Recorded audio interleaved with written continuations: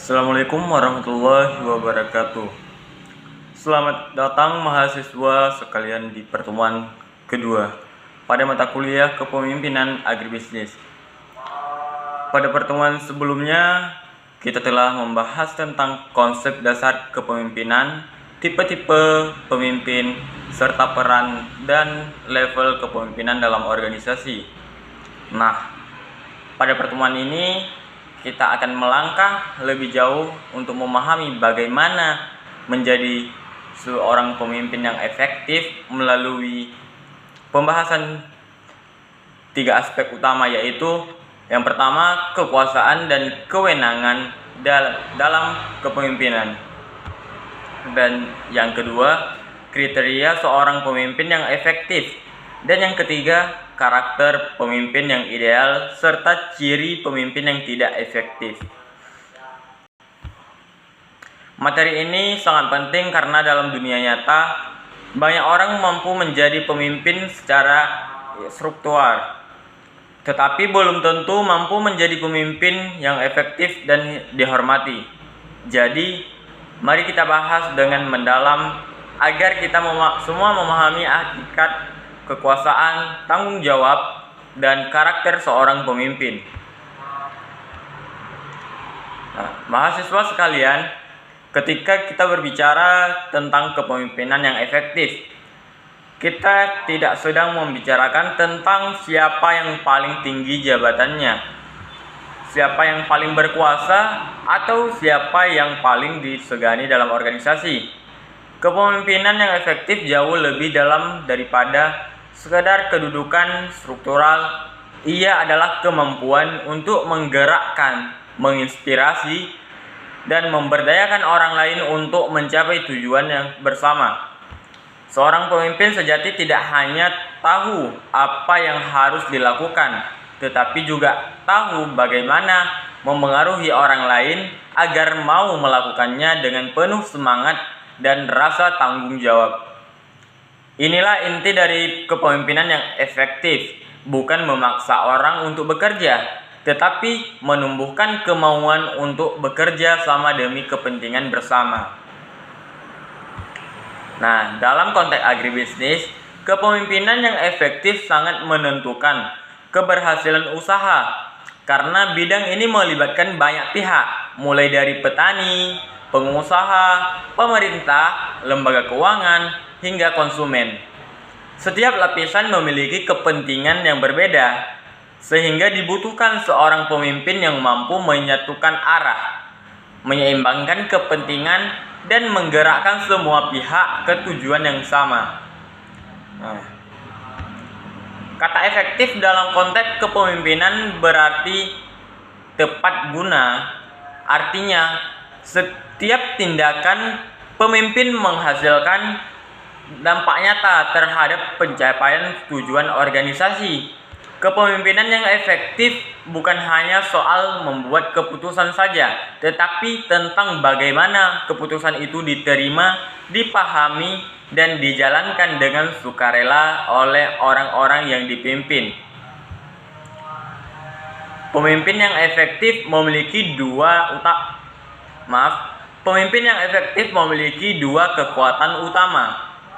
Yang pertama, kekuatan rasional, yaitu logika dan strategi, dan yang kedua, kekuatan emosional, yaitu empati dan motivasi. Kedua kekuatan ini harus berjalan beriringan. Jika seorang pemimpin hanya mengandalkan rasionalitas tanpa empati, ia akan menjadi keras dan sulit untuk diterima. Sebaliknya, jika terlalu emosional tanpa perencanaan strategis, ia mudah terombang-ambing oleh situasi. Maka dari itu, kepemimpinan yang efektif adalah perpaduan antara kepala dan hati, antara pikiran dan perasaan. Nah, dalam teori kepemimpinan ini kemampuan mengelola dua sisi ini sering disebut sebagai emotional intelligence in leadership, yaitu kecerdasan emosional dalam memimpin. Pemimpin yang memiliki kecerdasan emosional tinggi mampu memahami dirinya sendiri, mengenali perasaan orang lain, dan menciptakan lingkungan kerja yang produktif serta harmonis. Nah, selanjutnya ada ciri umum kepemimpinan yang efektif. Kepemimpinan yang efektif memiliki beberapa ciri utama, yaitu yang pertama, mampu menentukan arah dan tujuan yang jelas. Pemimpin harus memiliki visi jangka panjang dan mampu menerjemahkan menjadi langkah konkret. Dalam agribisnis, misalnya, pemimpin harus mampu merumuskan tujuan seperti meningkatkan produktivitas pertanian, memperluas pasar, atau memperkuat kesejahteraan petani. Tanpa arah yang jelas, organisasi akan berjalan tanpa kompas. Yang kedua, mampu mengorganisasikan dan mengelola sumber daya. Kepemimpinan yang efektif memerlukan kemampuan manajerial untuk mengatur sumber daya, manusia, modal, waktu, dan teknologi. Pemimpin yang efektif tahu cara menempatkan orang pada posisi yang tepat sesuai keahlian. Yang ketiga, mampu menggerakkan dan memberdayakan orang lain. Pemimpin yang baik tidak hanya memerintah, tetapi mendorong bawahannya untuk bertanggung jawab dan mengembangkan potensi diri. Dalam kelompok tani, misalnya, pemimpin yang memberdayakan akan mengajak anggota berdiskusi, memberi pelatihan, dan mempercayai kemampuan mereka.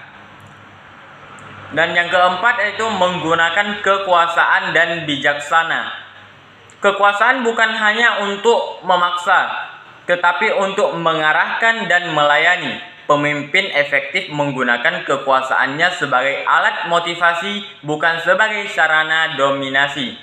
Dan yang kelima, mampu beradaptasi dengan perubahan. Dunia agribisnis berubah cepat, harga komoditas fluktuatif, cuaca tidak menentu, teknologi pertanian terus berkembang. Pemimpin yang efektif harus mampu menyesuaikan strategi dan kebijakan dengan perubahan lingkungan ini. Dan yang keenam, menjalin komunikasi terbuka dan jujur. Sebagai seorang pemimpin yang efektif menuntut kemampuan berkomunikasi dua arah. Pemimpin harus mampu menyampaikan visi dan kebijakan secara jelas, serta mendengarkan aspirasi, kritik, dan ide dari bawahannya. Dan yang ketujuh, membangun kepercayaan dan rasa hormat. Kepercayaan adalah fondasi kepemimpinan. Tanpa kepercayaan, kekuasaan formal tidak akan bermakna. Pemimpin yang efektif menumbuhkan kepercayaan melalui kejujuran, konsistensi, dan keteladanan.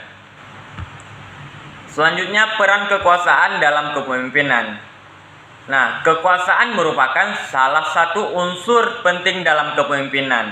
Namun, perlu digarisbawahi bahwa kekuasaan bukan tujuan utama dari kepemimpinan, melainkan alat untuk mencapai tujuan organisasi. Banyak pemimpin gagal karena terjebak pada ilusi kekuasaan, merasa bahwa semakin besar kekuasaan, semakin tinggi derajat kepemimpinannya. Padahal tidak, kekuasaan sejati bukan tentang memiliki kendali atas orang lain, melainkan kemampuan memengaruhi orang lain untuk bekerja dengan sukarela dan penuh semangat.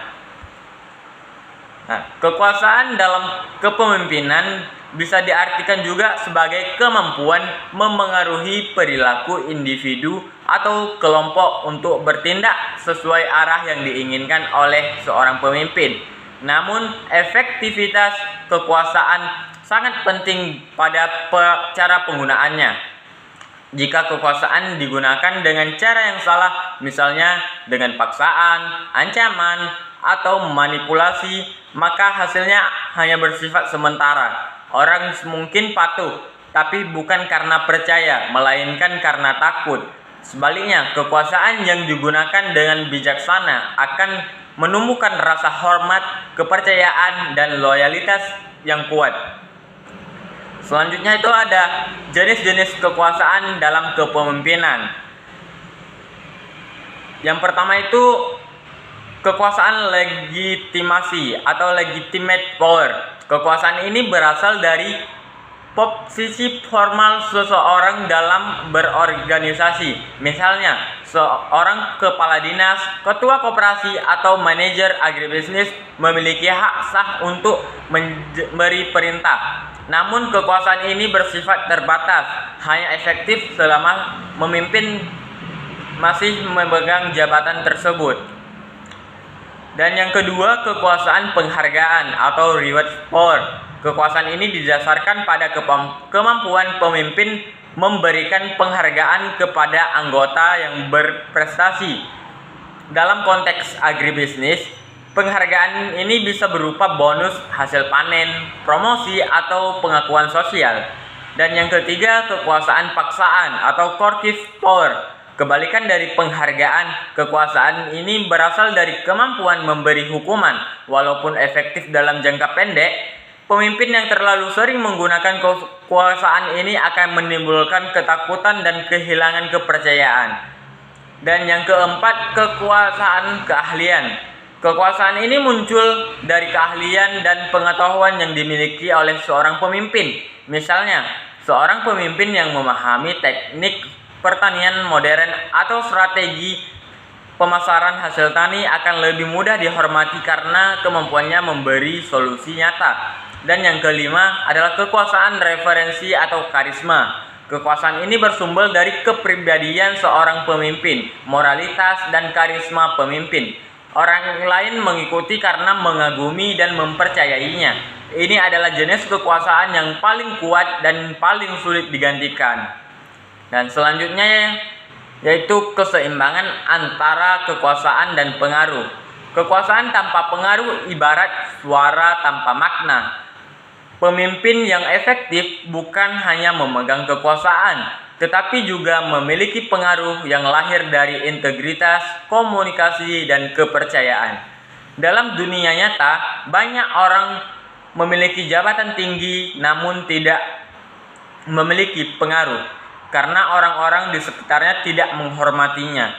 Sebaliknya, ada pula individu tanpa jabatan formal yang memiliki pengaruh besar karena kebijaksanaan dan ketulusannya.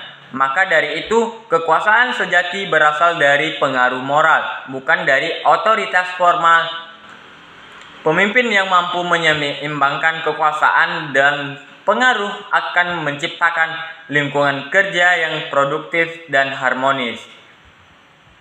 Ia tahu kapan harus tegas dan kapan harus mendengarkan. Ia juga tidak mengandalkan kekuasaan untuk menekan, tetapi menggunakan wibawa teladan untuk menggerakkan. Selanjutnya itu kepemimpinan efektif dalam konteks agribisnis.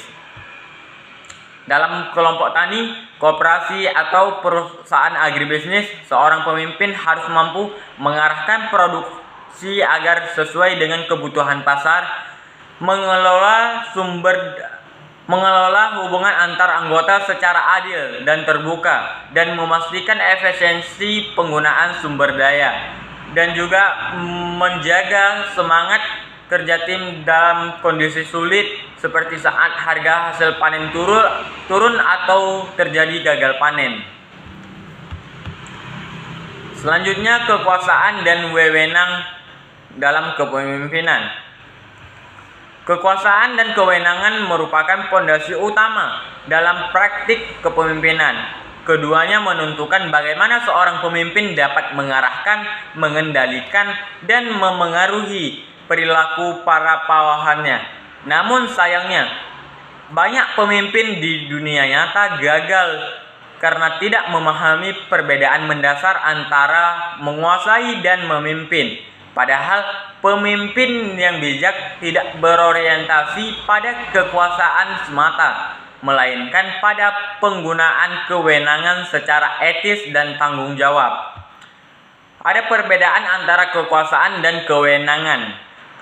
Kalau kekuasaan atau power adalah kemampuan seorang untuk memengaruhi perilaku orang lain agar bertindak sesuai dengan kehendaknya, baik melalui persuasi, bujukan, atau paksaan. Kekuasaan bersifat lebih luas bisa diperoleh dari berbagai sumber, jabatan, keahlian, karisma, bahkan dari penguasaan informasi.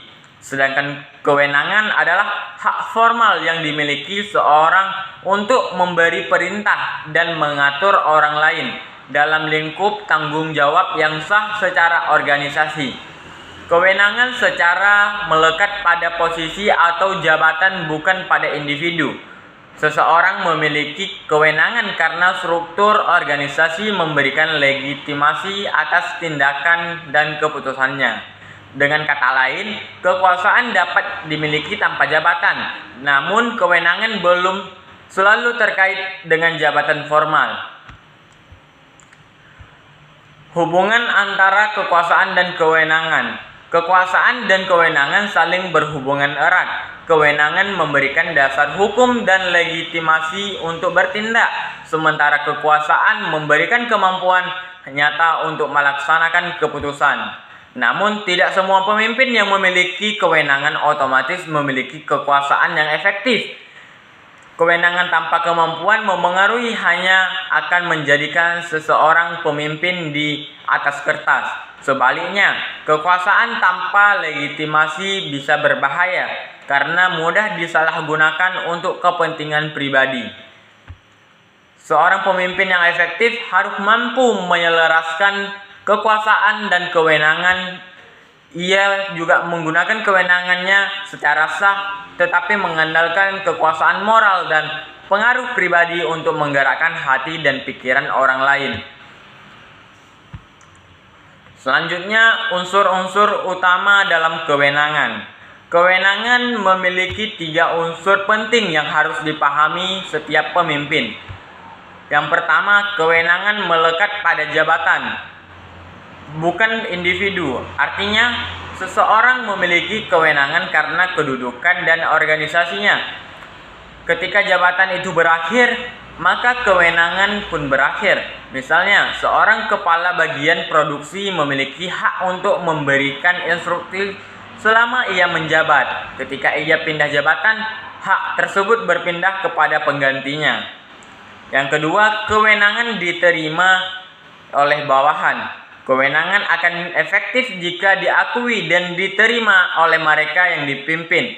Jika bawahan tidak mengakui legitimasi pemimpin, maka perintah apapun akan sulit dijalankan. Karena itu, seorang pemimpin harus membangun kepercayaan dan kredibilitas agar kewenangannya dihormati. Dan yang ketiga, kewenangan bersifat vertikal. Alur kewenangan dalam organisasi berjalan dari atas ke bawah. Namun dalam praktik modern, bentuk kewenangan bisa juga bersifat horizontal. Misal melalui delegasi tugas dan kerjasama tim. Pemimpin yang baik tidak memonopoli kewenangan, tetapi mendelegasikannya dengan tepat agar organisasi berjalan lebih efektif. Selanjutnya, jenis-jenis kewenangan dalam organisasi. Ada beberapa jenis kewenangan dalam organisasi. Yang pertama itu kewenangan lini. Ini adalah jenis kewenangan langsung, di mana seorang pemimpin memiliki hak memberikan perintah dan mengawasi pelaksanaan pekerja bawahannya. Contohnya, seorang manajer produksi memberikan instruksi kepada staf lapangan untuk melaksanakan kegiatan panen sesuai jadwal. Dan yang kedua, yaitu kewenangan staf. Jenis kewenangan ini bersifat memberikan saran atau dukungan teknis kepada pemimpin lini. Misalnya, konsultan keuangan atau ahli agronomi memberikan masukan kepada pimpinan perusahaan tentang strategi efisiensi, biaya, atau peningkatan hasil panen. Walaupun staf tidak memiliki kewenangan langsung untuk memerintah, namun peran mereka sangat penting dalam pengambilan keputusan. Dan yang ketiga yaitu kewenangan fungsional. Kewenangan ini adalah jenis kewenangan yang diberikan kepada seseorang untuk mengendalikan aktivitas tertentu di luar lini langsungnya karena memiliki keahlian khusus. Misalnya, kepala bagian kualitas memiliki kewenangan memberikan produk dari semua divisi meskipun ia bukan atasan langsung mereka. Dan selanjutnya kewenangan formal dan kewenangan informal. Selain 3 jenis utama tadi, kita juga perlu memahami 2 bentuk dari kewenangan, yaitu kewenangan formal dan kewenangan informal. Untuk kewenangan formal adalah kewenangan yang ditetapkan secara resmi dalam struktur organisasi. Kewenangan ini memiliki dasar hukum tertulis dan diatur dalam peraturan atau prosedur. Dan untuk kewenangan informal muncul secara alami karena pengaruh pribadi atau sosial seseorang. Orang yang memiliki pengalaman luas, karisma tinggi, atau hubungan sosial yang kuat seringkali memiliki kewenangan informal yang lebih besar daripada kewenangan formal. Dalam dunia pertanian, misalnya seorang pemimpin senior yang disegani bisa lebih berpengaruh daripada ketua kelompok tani itu sendiri. Selanjutnya, kewenangan, tanggung jawab, dan akuntabilitas. Dalam kepemimpinan yang sehat, kewenangan selalu harus diikuti oleh tanggung jawab dan akuntabilitas. Tanggung jawab berarti kewajiban moral dan profesional untuk melaksanakan tugas dengan sebaik-baiknya. Pemimpin tidak boleh menggunakan kewenangannya tanpa mempertanggungjawabkan dampaknya terhadap bawahan dan organisasi. Dan untuk akuntabilitas berarti kesediaan pemimpin untuk menjelaskan, melaporkan, dan menerima konsekuensi atas keputusan yang diambil. Dengan kata lain, setiap kekuasaan harus disertai dengan pertanggungjawaban moral dan administratif.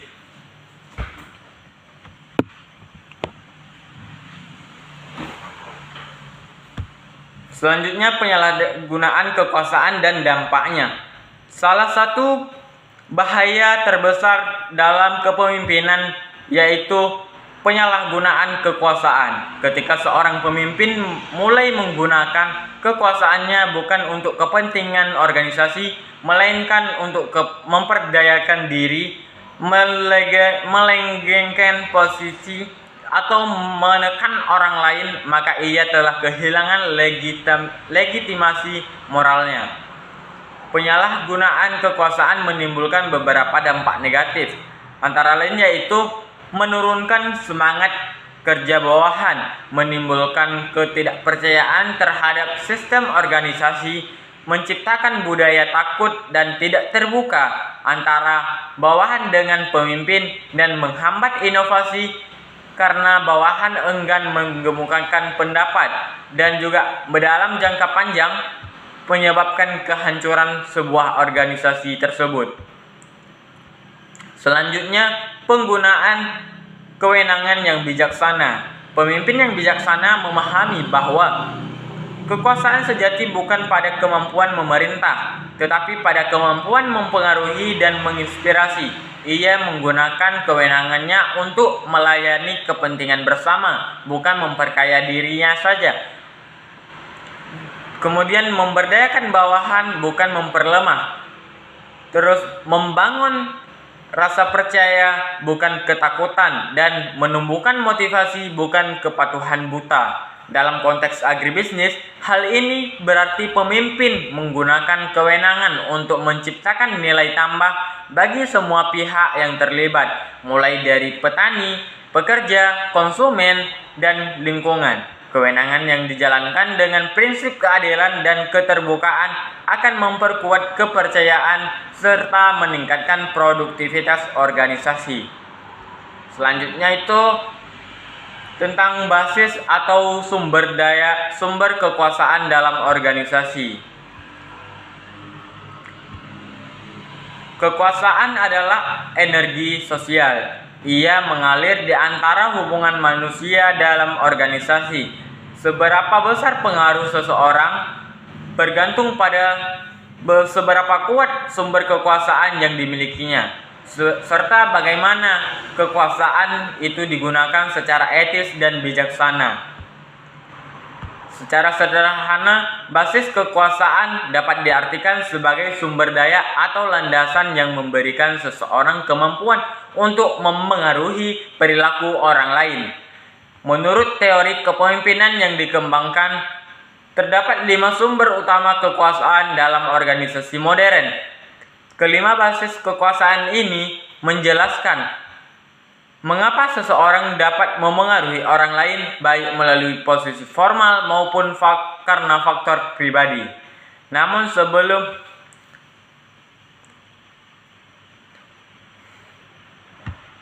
yang pertama, kekuasaan legitimasi. Kekuasaan legitimasi bersumber dari jabatan atau posisi resmi yang dimiliki seseorang dalam organisasi.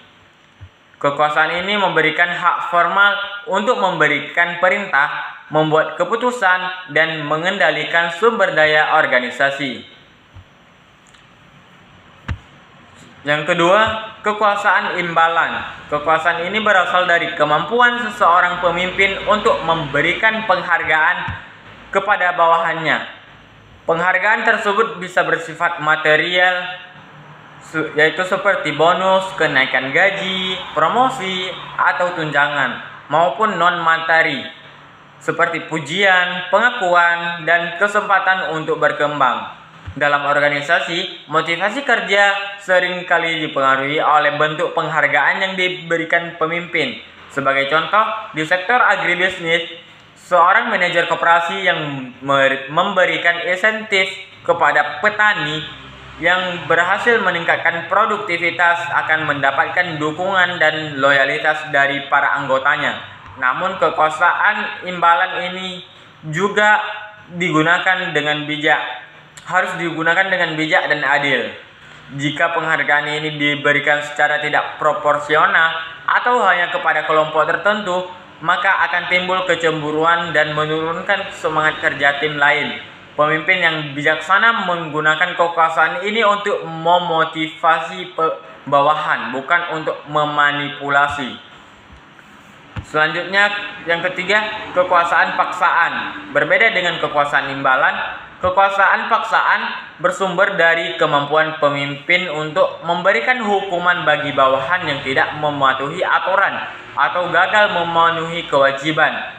Bentuk hukum bisa bermacam-macam, mulai dari teguran, pengurangan insentif, penurunan jabatan, hingga pemutusan hubungan kerja. Kekuasaan ini sering dianggap negatif, tetapi dalam batas tertentu tetap dibutuhkan untuk menjaga disiplin dan stabilitas organisasi.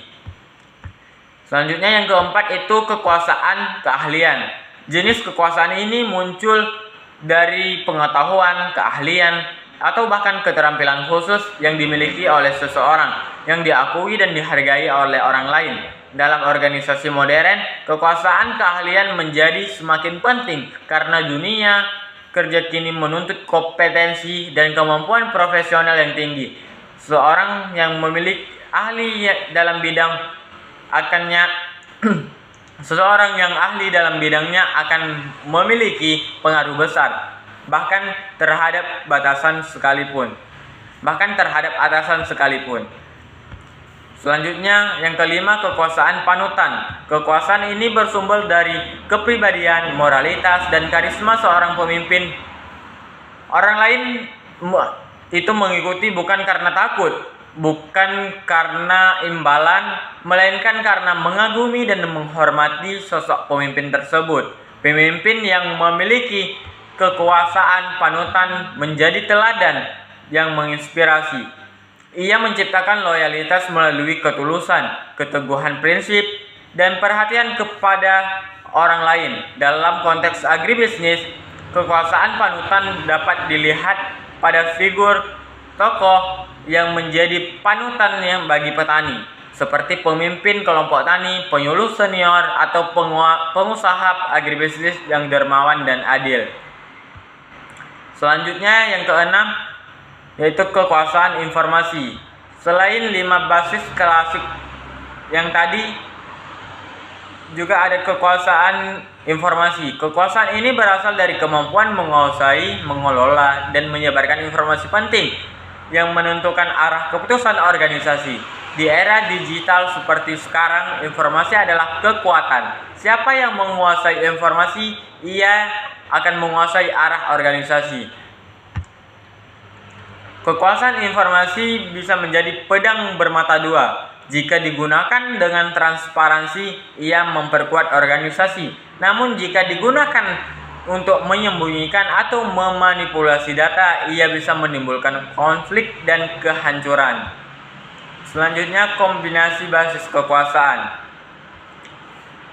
Dalam kenyataannya, seorang pemimpin yang efektif tidak hanya mengandalkan satu jenis kekuasaan saja. Ia harus mampu menggabungkan beberapa sumber kekuasaan secara seimbang sesuai dengan situasi dan karakter bawahannya. Sebagai contoh, dalam menghadapi banyak karyawan baru, pemimpin mungkin lebih mengandalkan kekuasaan legitimasi dan imbalan untuk membangun struktur dan motivasi. Sedangkan dalam menghadapi tim ahli, pemimpin sebaiknya lebih menggunakan kekuasaan keahlian dan panutan karena mereka lebih menghargai kompetensi dan keteladanan. Sementara dalam situasi krisis, pemimpin mungkin harus menggunakan kekuasaan paksaan karena untuk menegakkan kedisiplinan. Kuncinya adalah kecerdasan situasional, kemampuan membaca kondisi dan menentukan sumber kekuasaan mana yang paling tepat digunakan pada saat tertentu.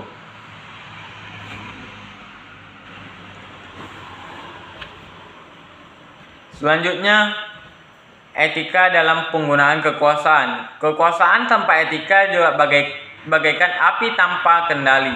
Ia bisa menerangi tetapi juga bisa membakar. Karena itu, penggunaan kekuasaan harus selalu dilandasi oleh nilai-nilai moral dan tanggung jawab. Selanjutnya, kepemimpinan yang efektif dan pendekatan situasional. Kita sering mendengar ungkapan bahwa pemimpin yang baik adalah pemimpin yang mampu menyesuaikan diri. Namun ungkapan ini mengandung makna bahwa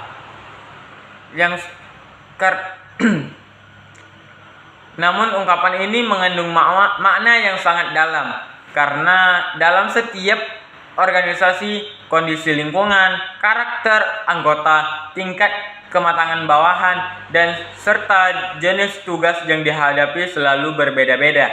Seorang pemimpin harus memahami kapan ia perlu bersikap tegas, kapan ia juga harus mendengarkan, kapan harus mengarahkan, dan kapan juga harus memberikan kebebasan. Konsep inilah yang menjadi dasar dari pendekatan situasional dalam kepemimpinan.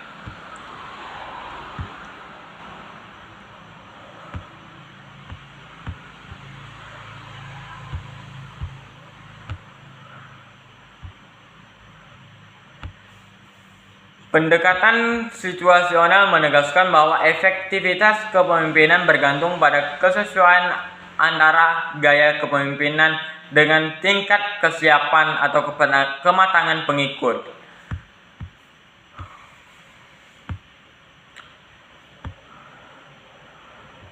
Selanjutnya, ada 4 gaya kepemimpinan situasional. Yang pertama, gaya mengarahkan. Gaya ini digunakan ketika bawahan berada pada tingkat kematangan rendah, yaitu tidak mampu dan tidak mau melaksanakan tugas.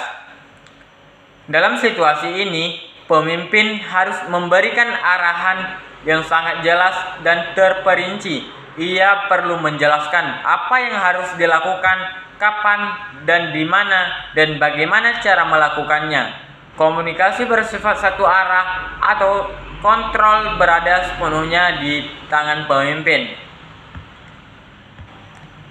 Yang kedua, gaya membimbing. Gaya ini digunakan ketika bawahan berada pada tingkat kematangan menengah rendah, yaitu belum mampu tetapi mau mencoba. Artinya mereka memiliki kemampuan yang tinggi tetapi belum memiliki keterampilan atau pengalaman yang cukup.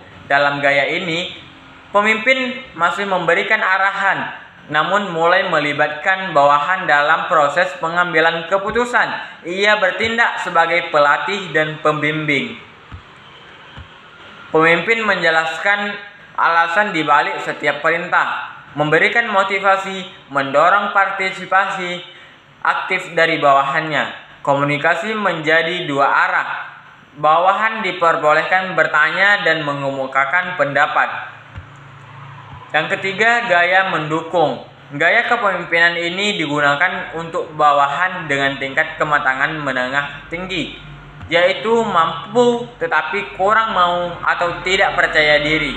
Dalam kondisi seperti ini, bawahan sebenarnya memiliki kemampuan teknis yang baik, tetapi mungkin kehilangan semangat, merasa tidak dihargai, atau ragu terhadap kemampuannya sendiri. Tugas memimpin adalah memberikan dukungan emosional, membangun kepercayaan diri, dan memperkuat motivasi kerja. Pemimpin tidak lagi memberikan instruksi teknis, tetapi lebih fokus pada pembangunan hubungan dan komunikasi yang terbuka. Keputusan diambil secara bersama melalui diskusi dan musyawarah. Selanjutnya yang keempat, gaya mendelegasikan. Gaya ini digunakan untuk karyawan dengan tingkat kematangan tinggi, yaitu mampu dan mau. Artinya, mereka sudah memiliki keterampilan, pengalaman, tanggung jawab, motivasi yang tinggi untuk bekerja mandiri. Dalam kondisi ini, pemimpin tidak perlu lagi mengarahkan secara detail. Ia cukup memberikan kepercayaan, mendelegasikan wewenang, dan memberikan kesempatan kepada bawahan untuk mengambil keputusan sendiri. Peran pemimpin berubah menjadi fasilitator dan pengawas umum. Selanjutnya, perubahan gaya seiring perubahan situasi. Salah satu keindahan dari teori kepemimpinan situasional adalah sifatnya yang dinamis. Gaya kepemimpinan tidak bersifat tetap. Ia harus berubah seiring perkembangan kemampuan dan motivasi bawahan. Pemimpin yang efektif harus mampu melakukan evaluasi terus-menerus terhadap kondisi timnya. Ketika bawahannya mulai tumbuh dan belajar, gaya kepemimpinan pun harus berevolusi dari mengarahkan menjadi membimbing, dari lalu mendukung, dan akhirnya mendelegasikan. Kelebihan dan keterbatasan pendekatan situasional. Untuk kelebihannya yaitu bersifat fleksibel dan adaptif terhadap kondisi yang berubah. Yang kedua, mendorong partisipatif aktif dari bawahan sesuai tingkat kematangannya dan membangun hubungan interpersonal yang sehat antara pemimpin dan pengikutnya. Namun, ada juga beberapa keterbatasan, yaitu membutuhkan pemimpin yang peka dan pengalaman untuk membaca situasi yang tepat. Dan juga jika salah menilai tingkat kematangan bawahan, gaya kepemimpinan yang digunakan bisa menjadi tidak efektif lagi. Dan dalam organisasi besar, penerapan gaya situasional mungkin sulit karena perbedaan karakter bawahan yang sangat beragam. Selanjutnya, penerapan dalam dunia agribisnis. Sebagai seorang pemimpin agribisnis harus mampu mengubah gaya kepemimpinannya ketika berhadapan dengan petani di lapangan. Dalam artian yang mungkin lebih butuh arahan dan saat berhadapan dengan manajer profesional. Dalam artian yang lebih cocok dengan gaya partisipatif dan juga peka terhadap kondisi sosial dan budaya lokal. Misalnya di komunitas petani Gayo, pemimpin kelompok tani harus mampu menghargai adat musyawarah dan nilai gotong royong setempat. Kemudian selanjutnya, etika dan spirit kepemimpinan situasional. Etika kepemimpinan menuntut pemimpin untuk menghormati perbedaan kemampuan dan karakter bawahannya dan tidak memaksakan kehendak pribadi serta menyesuaikan cara memimpin dengan tujuan untuk mengembangkan potensi setiap individu. Selanjutnya, kriteria seorang pemimpin yang efektif. Pemimpin yang efektif adalah yang mampu mengubah potensi menjadi prestasi dan menginspirasi orang lain untuk bekerja dengan sukarela demi tujuan bersama. Dalam konteks agribisnis yang melibatkan banyak pihak, mulai dari petani, pengusaha, pemerintah, hingga konsumen akhir, kriteria seorang pemimpin yang efektif menjadi sangat penting. Karena tanpa pemimpin yang cakap dan berintegritas, koordinasi antar unsur dalam sistem agribisnis akan mudah kacau dan sulit mencapai keberlanjutan. Nah, untuk efektif di sini tidak hanya berarti berhasil mencapai target, tetapi juga cara mencapainya. Pemimpin yang efektif tidak menghalalkan segala cara untuk mendapatkan hasil, melainkan menggunakan pendekatan yang manusiawi, komunikatif, dan beradilan. Dengan kata lain, efektivitas kepemimpinan tidak hanya diukur dari hasil akhir, tetapi juga dari proses, hubungan, dan dampak sosial yang ditimbulkan.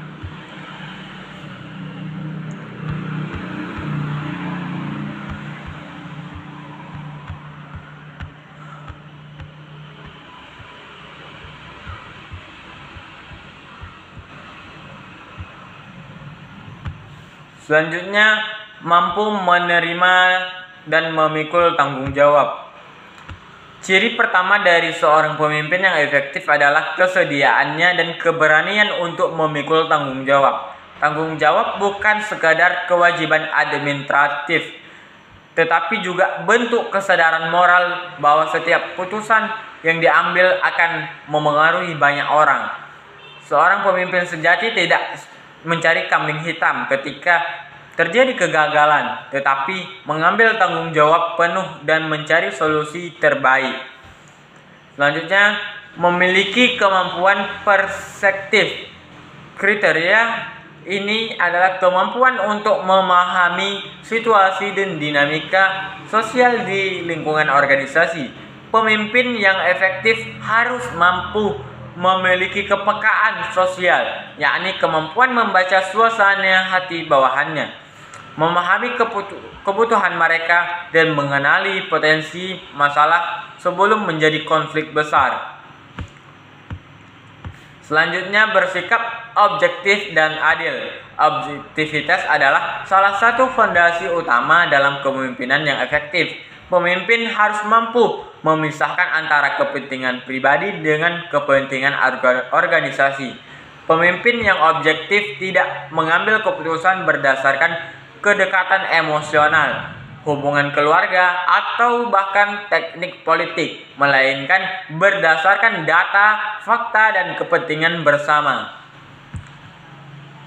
Selanjutnya, mampu menentukan prioritas dan mengelola waktu. Kriteria berikutnya adalah kemampuan menentukan prioritas. Dalam organisasi, selalu ada lebih banyak pekerjaan daripada waktu yang tersedia. Pemimpin yang efektif tahu bagaimana mengatur urutan kepentingan, fokus pada hal yang paling penting, dan menunda yang kurang mendesak. Selanjutnya, memiliki kemampuan komunikasi yang efektif. Kriteria berikutnya yaitu kemampuan seorang pemimpin dalam berkomunikasi. Kepemimpinan pada dasarnya adalah proses komunikasi, bagaimana seorang pemimpin menyampaikan visi, memberikan arahan, dan membangun pemahaman bersama. Pemimpin yang efektif bukan hanya pandai berbicara, tetapi juga pandai mendengarkan. Ia tahu kapan harus berbicara untuk memotivasi dan kapan harus diam untuk memberikan ruang pada orang lain. Dan selanjutnya yaitu memiliki kecerdasan emosional dan moral. Dalam kepemimpinan modern, efektivitas tidak hanya diukur dari kemampuan teknis atau intelektual, tetapi juga dari kecerdasan emosional dan kecerdasan moral. Dan yang ketujuh, visioner dan inovatif. Pemimpin yang efektif harus memiliki visi yang jelas dan kemampuan untuk melihat jauh ke depan. Ia tidak hanya memikirkan apa yang terjadi hari ini, tetapi juga mempersiapkan masa depan organisasinya. Visi adalah arah dan inovasi adalah jalan untuk mencapainya. Pemimpin yang visioner mampu mengantisipasi perubahan, membaca tren, dan menyesuaikan strategi. Dalam agribisnis, misalnya, pemimpin yang visioner yang mempersiapkan petani menghadapi tantangan digitalisasi, perubahan iklim, dan pasar global. Dan selanjutnya, konsisten dan disiplin. Efektivitas kepemimpinan juga ditentukan oleh konsistensi dan kedisiplinan. Pemimpin yang tidak konsisten dalam perkataan tidak akan kehilangan wibawa. Pemimpin yang tidak konsisten dalam perkataan dan tindakan akan kehilangan wibawa. Dan disiplin menunjukkan komitmen, tanggung jawab, dan integritas. Kedisiplinan seorang pemimpin akan menular ke bawahannya. Jika pemimpin datang tepat waktu, bekerja dengan sungguh-sungguh dan memenuhi aturan, maka anggota organisasi akan menirunya. Sebaliknya, jika pemimpin lalai, maka budaya organisasi juga akan ikut melemah. Selanjutnya, mampu mengembangkan orang lain. Kriteria penting terakhir dari pemimpin efektif adalah kemampuan mengembangkan potensi bawahan. Pemimpin sejati tidak hanya fokus pada hasil, tetapi juga pada pertumbuhan manusia di dalam organisasinya. Ia berusaha menciptakan lingkungan belajar, memberikan kesempatan, dan mendorong setiap orang untuk berkembang. Dalam konteks agribisnis, hal ini bisa berupa pelatihan petani dalam menggunakan teknologi baru, pemberdayaan perempuan tani, serta atau memperlibatkan generasi muda dalam usaha pertanian berkelanjutan.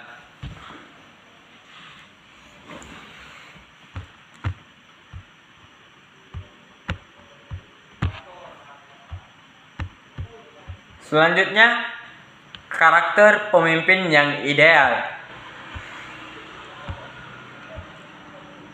Banyak organisasi hancur bukan karena kekurangan orang pintar, tetapi karena ketakutan orang yang berkarakter. Sebaliknya, banyak organisasi berkembang karena dipimpin oleh orang yang memiliki integritas, tanggung jawab, dan hati yang tulus.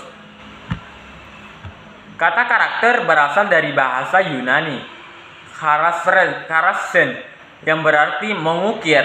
Artinya, karakter adalah hasil ukiran nilai-nilai moral dan pengalaman hidup yang membentuk kepribadian seseorang. Dalam konteks kepemimpinan, karakter mencerminkan siapa diri pemimpin sebenarnya. Ketika tidak ada yang melihat, ia menjadi penentu utama bagaimana pemimpin berpikir, berbicara, bertindak, dan mengambil keputusan. Pemimpin yang ideal bukan hanya pandai dalam memberi perintah, tetapi mampu menjadi teladan moral bagi orang-orang di sekitarnya. Karakterlah yang membedakan antara pemimpin yang dihormati dan pemimpin yang sekedar ditakuti. Kata ideal di sini tidak berarti sempurna tanpa kekurangan, tetapi merujuk pada standar moral dan perilaku yang tinggi yang harus dimiliki seorang pemimpin. Pemimpin yang ideal adalah sosok yang menjadi inspirasi, bukan intimidasi. Ia tidak selalu benar, tetapi selalu berusaha bertindak dengan benar. Ia juga bukan hanya memimpin dengan otoritas, tetapi juga dengan keteladanan dan kebijaksanaan.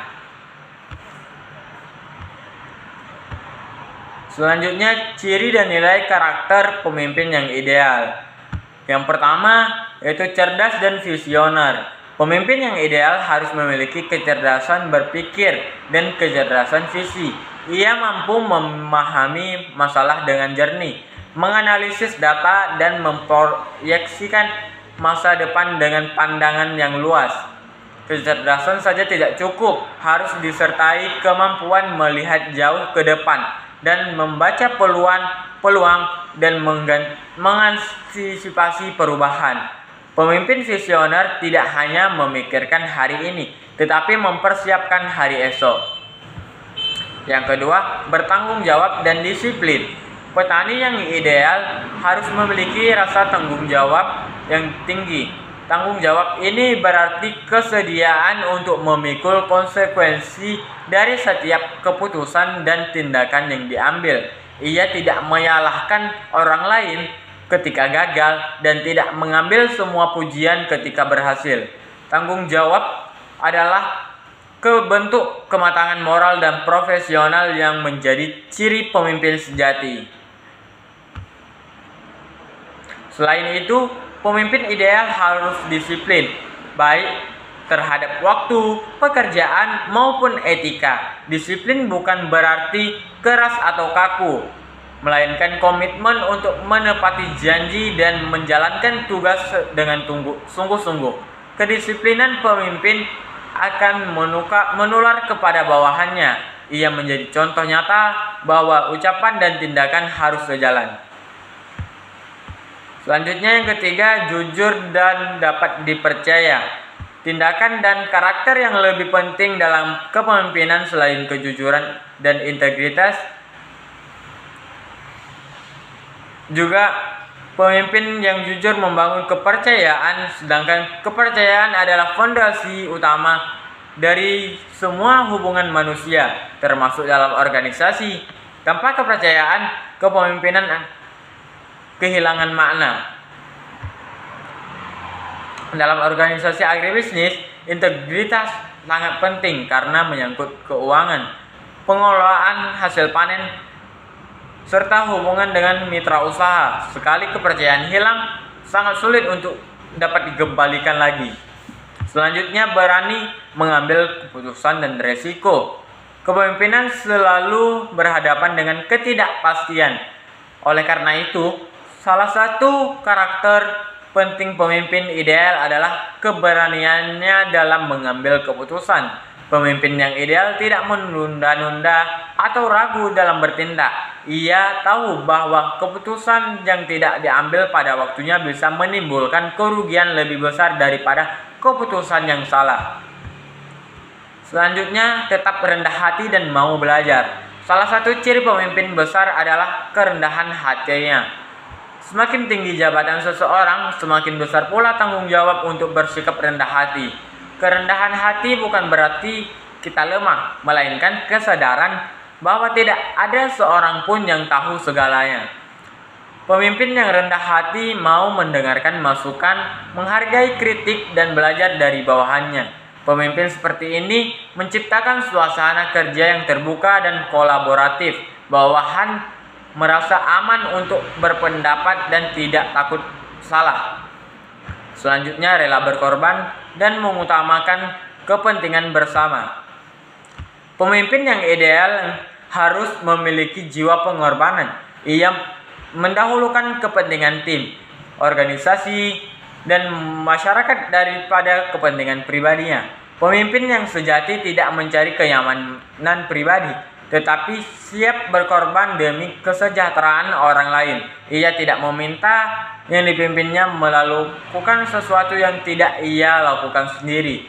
Dalam konteks agribisnis, pemimpin yang rela berkorban mungkin bersedia menunda gaji atau keuntungan pribadinya demi memastikan anggota kelompok tani tetap bisa berproduksi. Ia menunjukkan empati dan solidaritas yang tinggi. Selanjutnya, tegas namun penuh empati. Tegas bukan berarti keras dan empati bukan berarti lemah. Pemimpin ideal tahu kapan harus bersikap tegas dan kapan harus mendengarkan dengan hati. Ketegasan dibutuhkan untuk menjaga disiplin, menegakkan aturan, dan memastikan keadilan. Sementara empati diperlukan untuk memahami kondisi dan kebutuhan manusia yang dipimpinnya.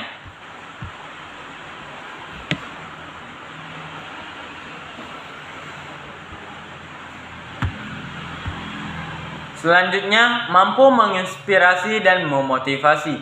Pemimpin yang ideal yang selanjutnya adalah mampu menginspirasi dan memotivasi.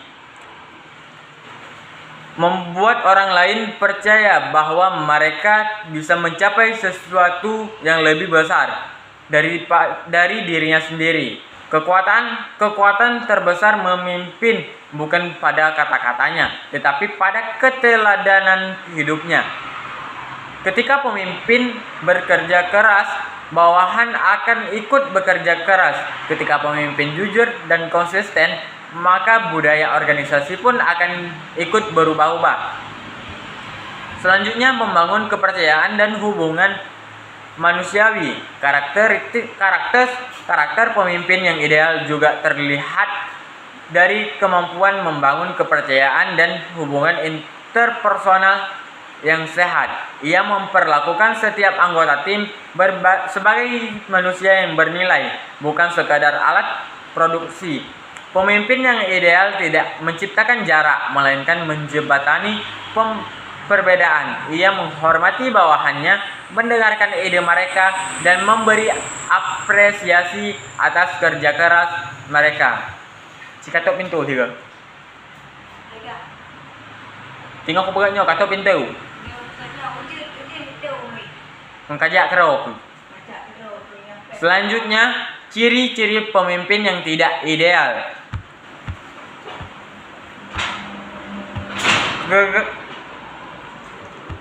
Selanjutnya, ciri-ciri pemimpin yang tidak ideal.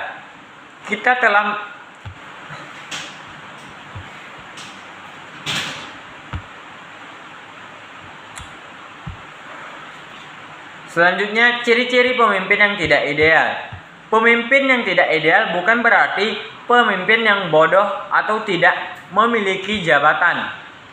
Seringkali mereka adalah orang yang cerdas, berkuasa, bahkan berpengaruh besar, namun gagal menggunakan kekuasaannya dengan benar.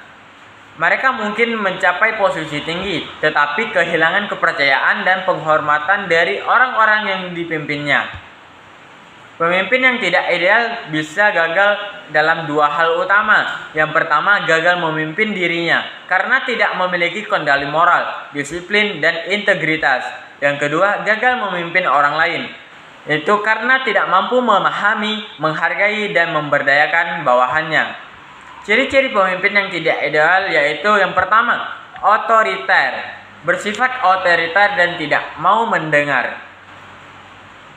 Pemimpin yang tidak ideal sering kali bersifat otoriter, yaitu pemimpin dengan gaya memerintah secara sepihak tanpa memberi ruang partisipasi bagi bawahannya.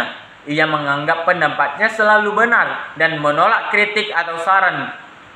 Pemimpin seperti ini tidak melihat bawahannya sebagai mitra, melainkan sebagai alat. Akibatnya, hubungan komunikasi menjadi satu arah, dari atas ke bawah. Bawahan takut berbicara, ide-ide kreatif mati, dan organisasi menjadi stagnan. Yang kedua, tidak konsisten dan tidak disiplin. Pemimpin yang tidak ideal juga ditandai dengan ketidakkonsistenan antara ucapan dan tindakan. Hari ini mengatakan A, besoknya melakukan B. Hari ini membuat aturan, besoknya melanggarnya sendiri. Ketidakkonsistenan ini membuat bawahannya bingung, kehilangan arah, dan akhirnya tidak lagi menghormati pemimpin tersebut. Kemudian yang ketiga, tidak memiliki integritas dan sering menyalahgunakan wewenang. Integritas adalah fondasi moral dari kepemimpinan. Ketika fondasi ini runtuh, seluruh bangunan organisasi akan ikut goyah. Pemimpin yang tidak ideal adalah mereka yang menyalahgunakan jabatan untuk kepentingan pribadi. seperti mengambil keuntungan pribadi dari proyek, manipulasi laporan, dan melakukan nepotisme. Perilaku seperti ini bukan hanya sekedar mencederai kepercayaan, tetapi juga menimbulkan efek domino. Bawahan akan meniru perilaku yang sama karena merasa bahwa ketidakjujuran telah menjadi hal yang normal. Pemimpin seperti ini tidak mungkin tampak sukses di permukaan, tetapi sesungguhnya sedang menggali lubang kehancuran bagi organisasinya sendiri. Dan yang keempat, yaitu tidak peka terhadap bawahan dan lingkungan. Pemimpin yang tidak ideal seringkali tidak memiliki empati. Ia gagal memahami kebutuhan, perasaan, dan kondisi orang-orang yang dipimpinnya. Bagi mereka, bawahannya hanyalah untuk alat mencapai target, bukan manusia yang memiliki perasaan yang kebutuhan sosial. Mereka tidak peduli jika tim kelelahan, mereka merasa tidak dihargai atau menghadapi kesulitan pribadi. Dalam konteks agribisnis, pemimpin yang tidak peka mungkin akan menuntut hasil produksi tinggi tanpa mempertimbangkan kondisi petani yang sedang menghadapi cuaca ekstrim atau kesulitan biaya operasional. Hasilnya, tim bekerja dalam tekanan tanpa dukungan emosional dan produktivitas justru menurun. Dan selanjutnya, tidak mau belajar dan menolak perubahan. Pemimpin yang tidak ideal biasanya merasa dirinya sudah tahu segalanya. Ia tidak mau menerima saran apalagi kritik. Padahal dunia terus berubah, teknologi berkembang, pola kerja bergeser, dan tantangan baru mulai muncul setiap saat. Pemimpin yang menolak belajar akan tertinggal, dan organisasi akan ikut tertinggal dalam agribisnis modern. Contohnya, seorang pemimpin kelompok tani yang menolak teknologi pertanian digital atau sistem e-commerce akan kehilangan peluang pasar yang besar. Sikap anti perubahan ini bisa berakar dari rasa takut kehilangan kekuasaan atau ego yang terlalu tinggi. Dan selanjutnya yaitu egois dan mementingkan diri sendiri. Pemimpin yang tidak ideal selanjutnya seringkali menempatkan kepentingan pribadinya di atas kepentingan tim atau organisasi. Ia lebih fokus pada pencitraan diri daripada pada kemajuan bersama. Mereka mungkin suka mengambil kredit atas keberhasilan tim, tetapi cepat menyalahkan bawahan saat terjadi kesalahan. Pemimpin seperti ini membangun tembok bukan jembatan. Dalam dunia pertanian, pemimpin yang egois tidak akan bertahan lama karena orang hanya mau mengikutinya. Pemimpin yang peduli bukan yang tamak. Selanjutnya yaitu lemah dalam pengambilan keputusan. Pemimpin yang tidak ideal juga ditandai dengan keraguan-raguan dan ketidaktegasan. Ia takut mengambil keputusan karena khawatir salah satu atau kehilangan dukungan. Akhirnya banyak masalah dibiarkan menggantung tanpa penyelesaian. Ketika pemimpin tidak berani mengambil keputusan, organisasi akan kehilangan arah. Bawahan menjadi bingung siapa yang harus diikuti, dan produktivitas juga pasti menurun. Selanjutnya itu tidak adil dan bersikap diskriminatif. Pemimpin yang tidak ideal seringkali bersikap pilih kasih. Ia memberi perhatian, penghargaan, dan atau kesempatan hanya kepada orang-orang yang dekat dengannya, bukan berdasarkan kinerja atau prestasi. Sikap ini menimbulkan rasa iri, konflik internal, dan perpecahan dalam organisasi. Orang yang rajin merasa tidak dihargai, sementara yang dekat dengan pemimpin mendapat perlakuan istimewa. Selanjutnya, tidak memiliki visi dan arah jangka panjang. Pemimpin yang tidak ideal juga seringkali tidak memiliki visi. Ia hanya fokus pada permasalahan harian dan reaktif terhadap situasi. Pemimpin seperti ini hanya memadamkan api, bukan mencegah munculnya lagi. Tanpa visi, organisasi berjalan tanpa arah, seperti kapal tanpa kompas. Orang-orang bekerja keras, tetapi tidak tahu kemana tujuannya. Dan selanjutnya, tidak mampu membangun hubungan dan kerjasama. Ciri terakhir dari pemimpin yang tidak ideal adalah gagal membangun hubungan kerja yang sehat. Ia menciptakan suasana yang penuh ketegangan, curiga, dan kompetisi tidak sehat antar anggota. Pemimpin seperti ini lebih senang melihat orang lain bersaing daripada bekerja sama. Ia merasa kuat ketika orang lain lemah. Padahal kekuatan sejati justru muncul dari kolaborasi. Dalam agribisnis, kepemimpinan seperti ini akan membuat petani saling curiga, kelompok tani terpecah, dan produktivitas menurun karena hilangnya rasa solidaritas. Pemimpin sejati justru membangun kerjasama dan memperkuat jejaring kepercayaan, bukan memecah belah untuk mempertahankan kekuasaan. Adapun dampak kepemimpinan yang tidak ideal, yaitu yang pertama, menurunnya moral dan motivasi kerja bawahan. Yang kedua, munculnya konflik internal dan perpecahan. Dan yang ketiga, hilangnya kepercayaan publik terhadap organisasi. Yang keempat, menurunnya produktivitas dan inovasi. Yang kelima, tingginya turnover atau keluar masuknya anggota. Dan yang keenam, kegagalan mencapai tujuan jangka panjang. Baik,